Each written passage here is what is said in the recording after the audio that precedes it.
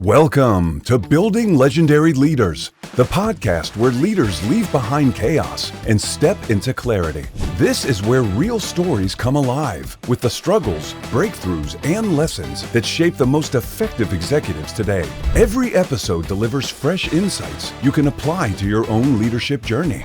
If you are ready to stop putting out fires and start leading with purpose, this is the place for you. Here is your host, Jim Saliba. Hello, everyone, and thank you for tuning in to Building Legendary Leaders. Let's dive right in. Today's guest has built a career on more than just results. She's known for transforming organizations while mentoring people on the inside. Recognized by clients with heartfelt thank you notes and remembered by teams who said, "The only reason I stayed was because of you, Olga." She's earned the reputation by both being a mentor leader and transformation coach. Most recently, she served as a vice president of operations where she blended innovation coaching with a passion for organizational design. Outside of work, she's a proud mom who finds balance in family life, ski trips, and discovering new foods. Please join me in welcoming Olga Violett. Thank you very much, Jim. It's great to have you here today. Today we're diving into one of those most overlooked but transformational shifts in leadership, becoming a trusted mentor, not just a boss. Here's how we're going to break it down today. We'll start with building trust that accelerates results. Then we'll dig into the shift between directing people to truly developing them. We'll explore how to make feedback a daily leadership tool instead of the dreaded annual review. We'll talk about power of vulnerability and how mistakes and honesty build credibility, not weakness. And finally, we'll unpack the ripple effect of mentorship and how it shapes a culture while growing leaders. And for those who stay to the end, Olga will share her secret in truly investing in people, the kind of mentoring that creates lasting impact. Olga, you described yourself, and in fact, you have it right here in your title, the Agile Happiness Catalyst, which is a unique way of framing leadership. Can you share the story of that title and how it shaped you as a mentor? So I was working with a fantastic lead in one of the multinational companies, and she had a feedback looking at my resume that your resume is great. We know what you do and what can you do, but it doesn't give us that really a view into you that what else can you do, because anybody can do anything, but how you do it is different. And I ended up going into a personal branding exercise within the company. And that's where I came up with Agile Happiness Catalyst, because it's really about how to create happiness in the workplace. We are stuck being there. Let's do it and let's be happy while we are doing it, because it's just so much better for everybody. Instead of just focusing on hierarchy and structure and how to push people, let's just go together and grow together. And I came up with this term, Agile Happiness Catalyst, which I think really symbolizes the need to grow and that need to create happiness in the things what we are doing together. Olga, throughout my career, we always talked about three things that fit together, right? We had the three circles: people, technology, and processes. And what I always found interesting is leaders do the process change, the technology change because they're easy, we can see them. But on the people side, they only looked at it as hiring and firing and yearly reviews. So you're kind of breaking that myth and talking about how leaders need to be so much more than that to have a workplace that really hums. Yes, it's really comes back to that anything and everything can be done. We already figured out the technology very well, so we know that we can build new things and how to get it done. Processes, we can always improve it. We can always go back and adjust it to make it smoother. But at one point, we need to start to value people. We need to value people because if we don't, then just automate the thing. Because you need to find that respect towards people, how to enable them to bring their brains to work.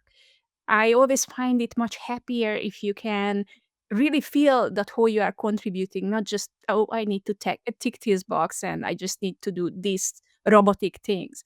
Give it to AI then.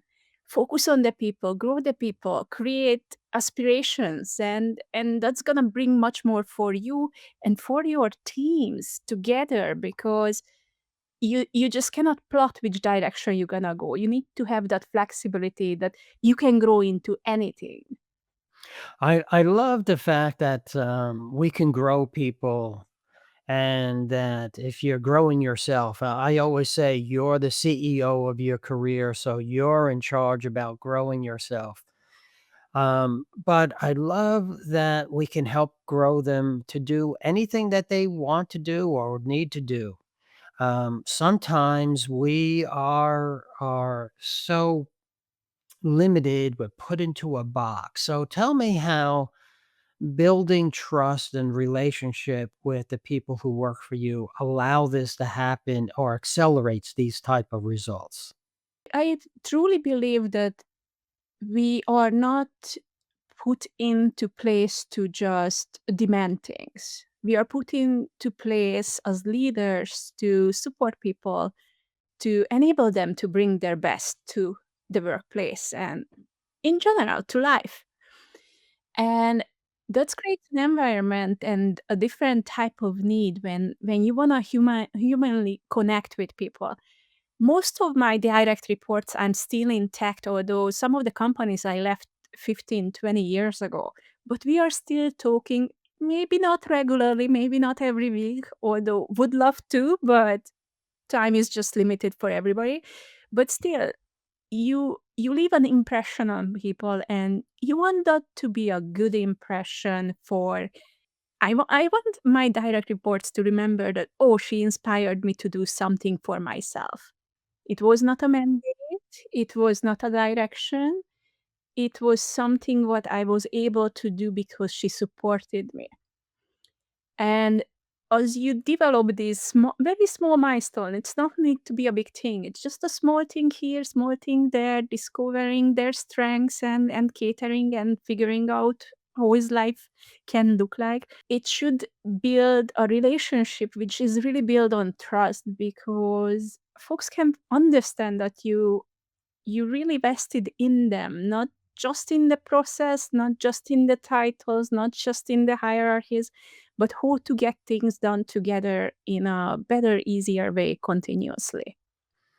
That sounds great, but you know, let's make it more tactical. Um, let's shift from just talking about it. How do you do this instead of just directing people? How do you truly develop them?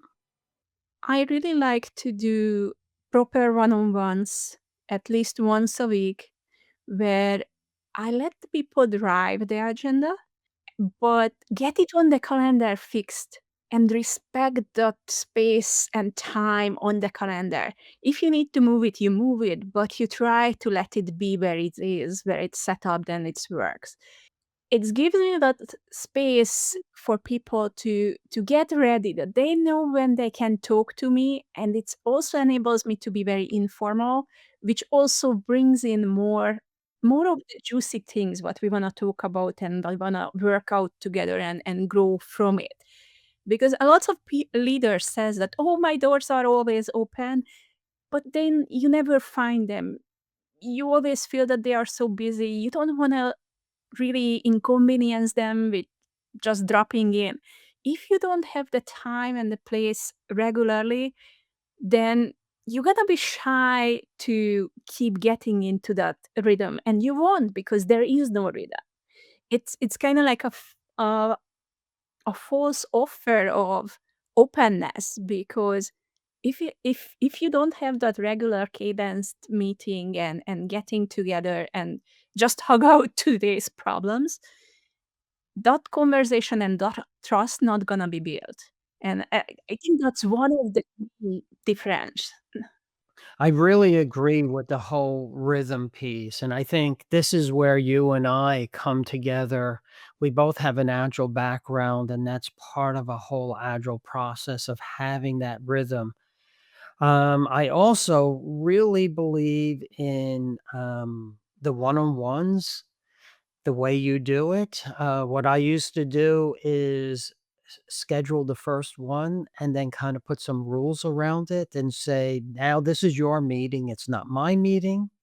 You schedule it. I like to see it once a week. If we don't do it one week because schedules clash, we don't have to reschedule. We'll just skip one. Just make sure we do 2 to 3 a month. It's your agenda. It's not mine. It's about what you want to talk about. We're not allowed to talk about status because we did that at our team meeting. Um, I do want you to send me an agenda the day before, not official, just a couple bullet points and thoughts so I can be prepared for you so you get the most out of this. So if you give me a heads up on a few things, if I have to look things up or prepare, I'm ready. Of course, as the boss, I can throw a few extra things on there. And the other thing that I always put in there was at least once a month, you should have personal development on that agenda. So we can talk about where you're going, how to get there, and what we could do to help you out. I'm a little bit more flexible because if I ask them to send an agenda, sometimes they shy away, especially more junior folks. And special junior folks has a different challenge in general because they never been in these kind of environments where they get agency in their own development. What I'm trying to give them so I can help them the way who they want to be helped. And that's sometimes a little bit challenging to start it up, especially when the trust is not built yet. Yeah, I had some of that. So my way wasn't perfect, but we tried different ways. And what I liked about it was trying to teach some of the new people coming in how to run a meeting, how to set up an agenda. So it was kind of a learning thing as well. It was part of the whole development process I was doing. So you are we talked about developing them versus directing them. So let's talk about how did you um, give tasks to do? Did you do it any different? Do you have any special sauce to that? And there is two special sauce to it. The first one is when you have a bunch of work to do, you can offer it to people that who wants to take which task because sometimes it's actually better if somebody new to the type of work picks up something than the old seasoned guy who always does it and always does it in the same way. You can get very different and actually usually positive results.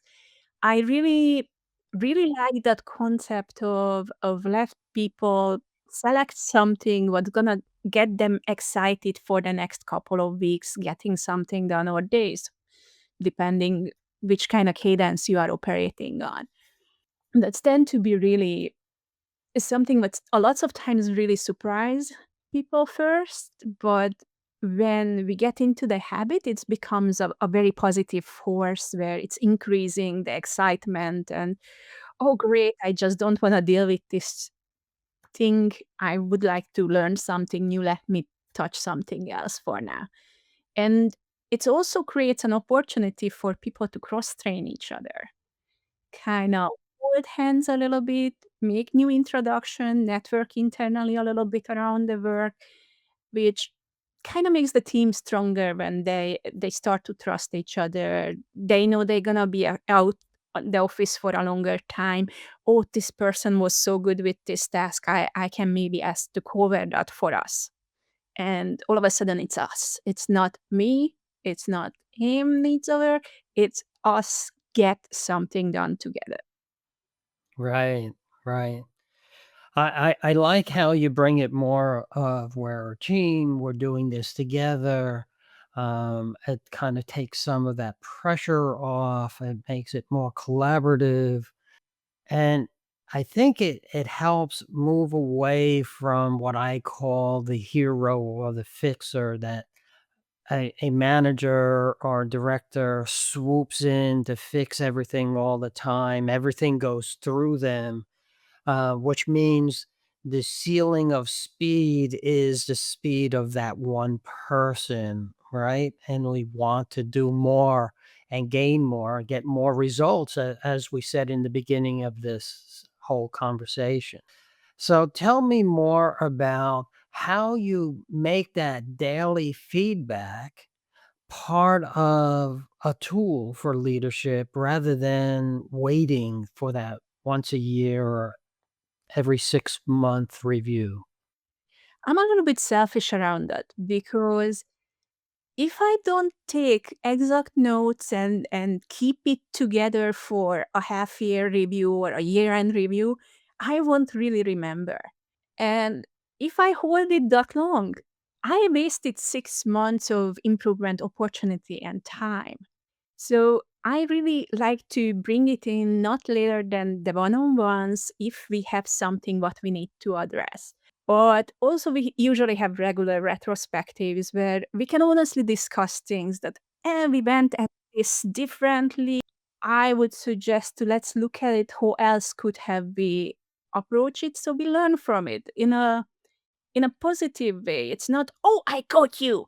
I never liked those leaders who we had who were going out hunting for mistakes. I always liked the leaders who, oops, we made something bad. Okay, so how we can fix it, how we can get to a point to learn from it and value that learning and kind of make it okay to learn, make it okay to try new things so we don't decay because we are not machines and we don't want to be machines.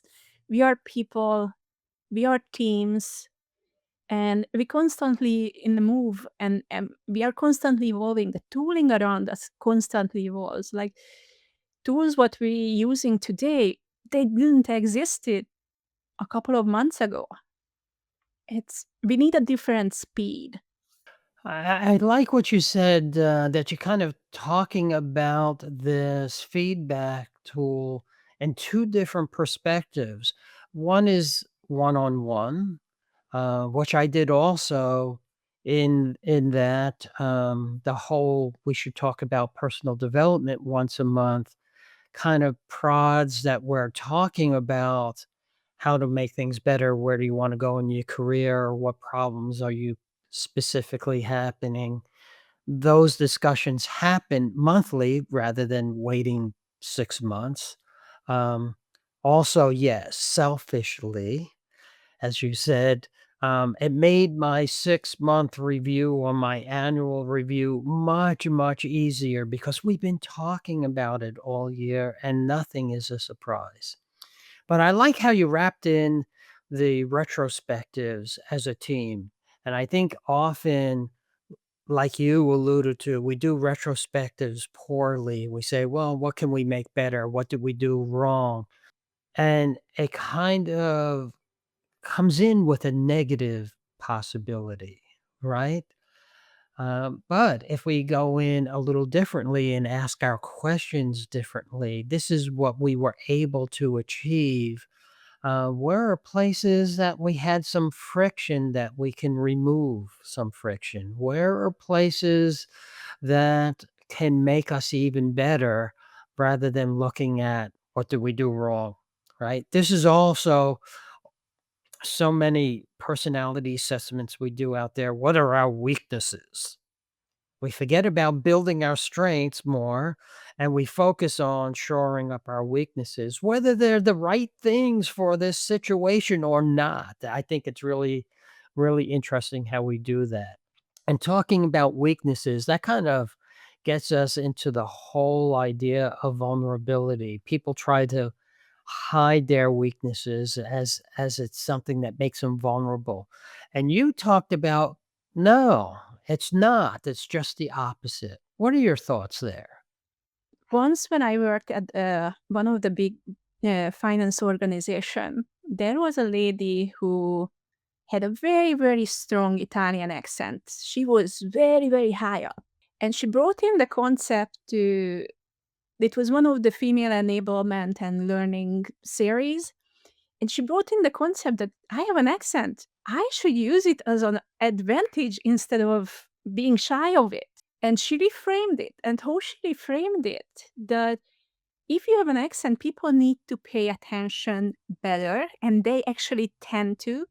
So if you get their attention, they're gonna hear you better. So don't lose the opportunity to communicate in the right way. This very significantly changed my understanding of the world and my approach to things, because clearly I have an accent and I will have it. Nothing I can do about it. It's gonna go away. And if I want it to go away, which accent should I pick to replace it with, and so on and so. It's here. It's a tool. It's a weakness. What now I see as a value. How can I use it better for all of us? So people will try to hide that vulnerability no matter what it is. And you're saying, no, own it and play it up. And how can you use it to help the situation? And it could be a very simple thing sometimes, that, oh, I don't know anything about this topic. Let me research it. And I take an action item on it that I'm going to research it because I don't know. I don't know how to use AI tools in this particular concept. It's okay to say it, because soon as you say it, the rest of the team gonna trust you more for it. And also they're gonna bring you shortcuts how to get to the knowledge what you are looking for. Because they should be selfish to build the team better too. And it kind of creates that self-fulfilling and kind of collaborative, let's grow together environment. I like how that comes together. And if we use that, in fact, when I put together a team, I think about the different strengths and different things that are going on with my people. And I try to build a team that has different strengths and different ways of thinking and so on. A diversity in how people think and work and come together. It does cause issues in how do we make it all work together because we're thinking differently. But it does bring a big variety of ideas and how to get things done.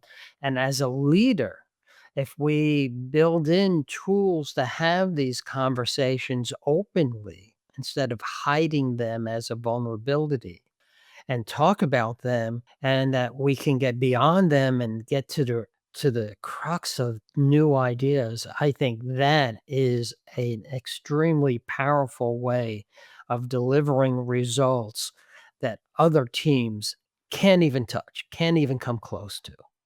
I really agree with you, and that's kind of brings back the whole concept that teams supposed to be long-lived concepts. They are not just, oh, we put together 8 people and know they are a team and work on something for 3 months. It's much more of a trust-based environment. It's much more of a helping each other type of environment, complementing each other's shortcomings and strengths. And that makes the team much more resilience towards the problems, because if you hire similar people, you are hiring for the current problems. You are not tooled for the coming unknown problems. And it's always the unknowns which gonna make us wobble, because anything we know we can plan for. But anything what we don't know how to approach yet. Mm. So I want to tie this into the next piece. We talked about having a ripple effect when we're doing this and we're building teams, and we didn't go into the whole forming, storming, norming, performing thing. But beyond that, how does this ripple effect of mentorship build and shape cultures for future leaders? I think it inspires them if you can do it in the right way, but also it creates lifelong relationships, hopefully. That's really the goal because then there is this saying that people don't remember what you did, but they remember how you made them feel. And if they felt that you honestly were invested into their growth, that's a very positive memory to remember and think and carry with you for the rest of your life about somebody. And I don't think too many other things can be as positive as literally being trusted by people because you managed to grow them.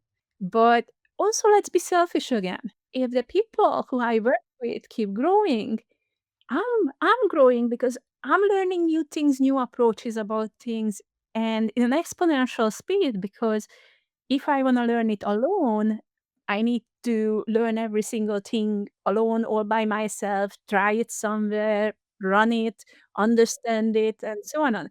Until if it everybody from the whole team brings those learnings together, all of us grow much faster. And that's my selfish approach on it, that if I wanna grow, people underneath me should grow because it's much faster.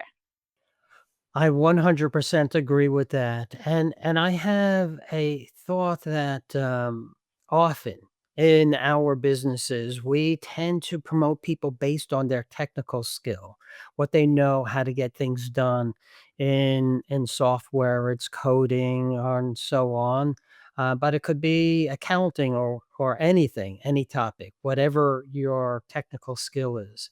But we get very surprised when they don't automatically know how to manage and lead people, right?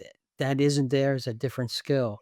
And there's a statistic that continues to surprise me that many leaders do not get any type of leadership training until 10 years in their leadership career. So you as a leader showing people how to lead is teaching, and that ripples through. So when that person comes up to be a leader, they're like, "Oh, this is the way Olga did it. This is the way Jim did it. And then it worked for them. Let me see if I can make it work for me." Right now, that doesn't happen. We get into the whole, well, I became a manager because I know what I'm doing, so you do it my way, and the whole, micromanaging, it kind of happens under the best intentions, and then it's tremendously hard to break once you get into that and it becomes your practice. Micromanagement probably the most demoralizing thing to ever suffer through. It's it removes all agency from you, and because of that, you cannot bring yourself to work. All of a sudden, you are just a machine. S- Put the stamps. I'm in the stamp factory. I'm just doing. That's not what companies who successful, who want to build things, who want to grow, who want to be relevant in the ever changing environment can tolerate. I I'm a little bit scared around this topic, to be honest with you, because a lot of people never get to see good managers. So when they became managers, they cannot be, experienced good managers because they need to build it from scratch. But they already need to deliver too and need to do all the other magic what a manager needs to do. So it's gonna be very slow speed growth if it even happens. And if the environment wasn't really supportive to grow them into the role instead of just putting them into the role, it's not gonna be a good experience in the long term. People are gonna burn out. And if you start to lose the people who could, with a little support, be the best, what you have left? Constantly hiring, it's gonna become very time consuming. Setting up the context for new people constantly, it's very, very tedious. It's just not a good business model in the long term for sustainability. But right now, what's happening in the market? Oh, AI gonna take care of everything. We need less managers. Yeah, but if you don't have the managers, how you gonna get people to the top leadership position when time comes? It's really a very myopic, very short-term view what we have right now. We just look at what's happening this month and next month. What happens from 2 years from now when all of a sudden we opening a new business model or something, and we want to internally staff it and we cannot. So I went through this once. If we're investing in people, tell me your secret in investing people and the kind of mentorship that creates a lasting impact. It's really about making that personal connection, making that trust and bringing that trust to the forefront. I had team members who, after we started to talk about things, they just started to cry. And I'm like, oh my gosh, how do I gonna help her? I don't want her to cry over this thing, but here she is. But the same way I do appreciate, and I'm very taken back by that she trusted me enough to cry in front of me. It was very, very touching that she was able to trust me enough in a corporate environment that she let it go. Because getting that release and appreciating that she gave that release to me, it's again builds trust, builds that relationship. And you know what? Probably we're gonna be in touch for the rest of our life. I agree. Having that personal relationship, I could tell you, for example, I had those one-on-ones where we did monthly personal development conversations. And I had team members that left because I was going to do something different or they were going to go do something different. And they asked, can we still meet once a month and still talk about personal development? Because we built a connection in that I cared about this person and their career. And I didn't tell them to do anything. All I did was ask a lot of questions. And what do they want to do about it? Just coaching. And the last thing I wanted to kind of point on that earlier in the conversation, you said, people say, do you have any questions? My door's always open, right? You can come to me. That's what I call passive coaching. Real coaching takes really asking questions that are thought provoking and need an answer. Maybe not right away, sometimes in the next week or so in a session. So what I'm going to do is switch gears a bit. I think this is a great conversation, but let's get to know you a little. Take me back to growing up. Where was that and what was life like? So I grew up in Budapest. It's the capital of Hungary, a very large city with bustling life, really. And as a teenager, this is a country and a city where you just hop on the bus and you go whatever you wanna do. So I joined to a team to play water polo. But that time they had no women water polo team. So I joined to a male water polo team. It's okay, they tolerated. I just did not play in the games because I couldn't, but I went to all the exercises and I did everything. I decided to learn languages. So I went and signed up for different language classes, but I had that luxury that I'm in a big city.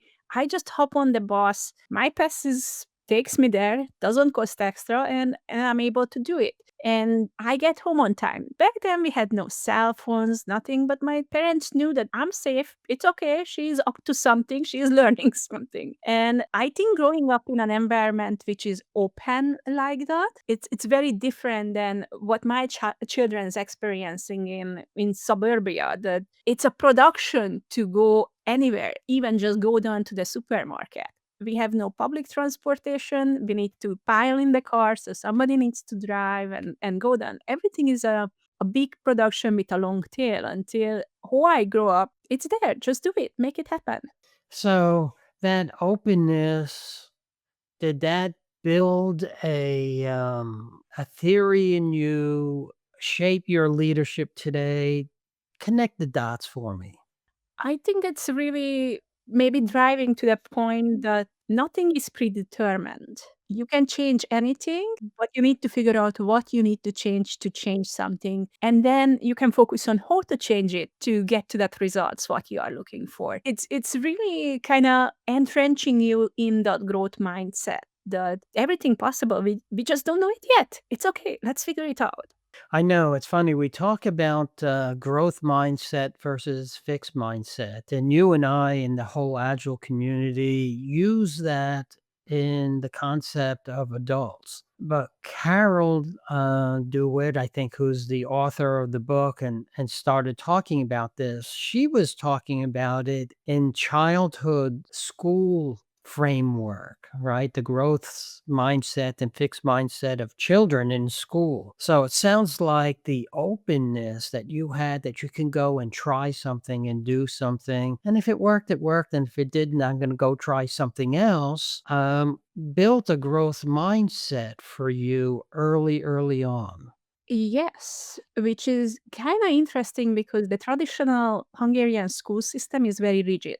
It's you have your class, you know where you're going, you know when you are going. Maybe towards the very end of your school career, here and there you can choose one class what you wanna take. Looking at the US school system, now that my kids are in it, they have much more and much earlier options to choose things, but the rest of the system around them is not ready for that openness and trying things out differently. Like I had the chance that, hey, I wanna try a different sport. I wanna try kayak canoeing because I'm done swimming in the winter.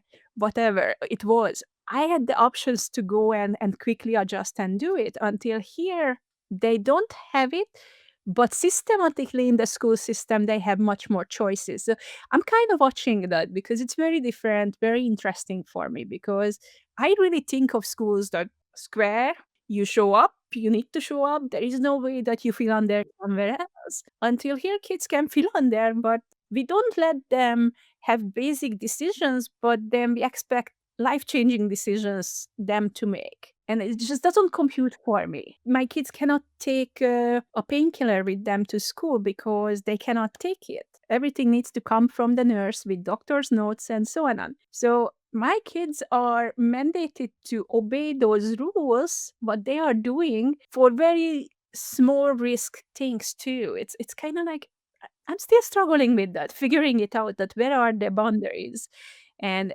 where are those value statements around it? Because I do understand that nobody should take any drugs because drugs are bad, but yes, sometimes you need a painkiller by making the product.